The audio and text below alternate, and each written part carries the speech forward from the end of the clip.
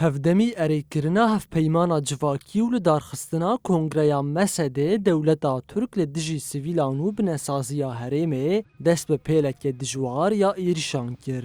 جبستو سی کارونه و دولتا ترک آداگر کر زیدتری هفته ناوندن خدمت روحاندنه گود انجام ده سیویل شهید بونو زرارنگلکی مسنجی رودان.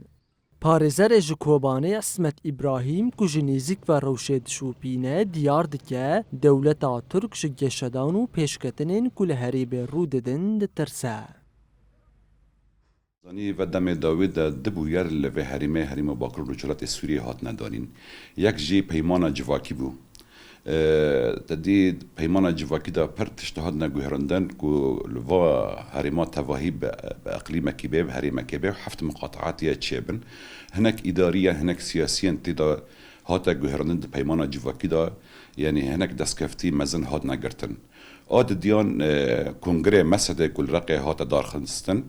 اوجي هناك كسا نتهفلي بون دي هناك على قدار بون باوروبيان را بامريكا را هناك على قدار نتهفل مسدي بون جبروي هاوي حكومتا اكهبي ودسيردا جي اردوغان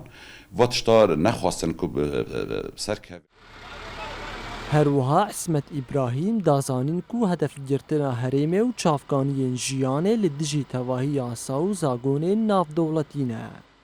تشتي كو سيفيل ب واستاكي جن ببيجن جيان لباكر رجالات السوري تنية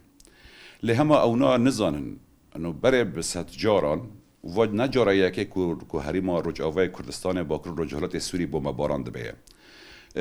سارا چو دیسا بوما باران کرن و پر جاران برای بوما باران بی لی خلق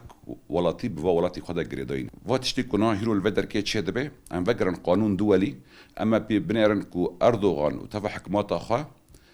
قانون دولی بیکت که یک جی ام وگرن اعلان عالمی حقوق الانسان ده اعلان عالمی حقوق الانسان 1949 در کتیه ویتشتی ابدا قبول ناکه و دکه سوچ ریفبریا خسرا باکور و روشلات سوریه جبو راوستاندنا ایرشین داگرکریه خباتین خوین دیپلوماسی دومینه و تاوانین ترکیه به بلگه و هرگلی پیشکش داد که ناف دولتی دکه.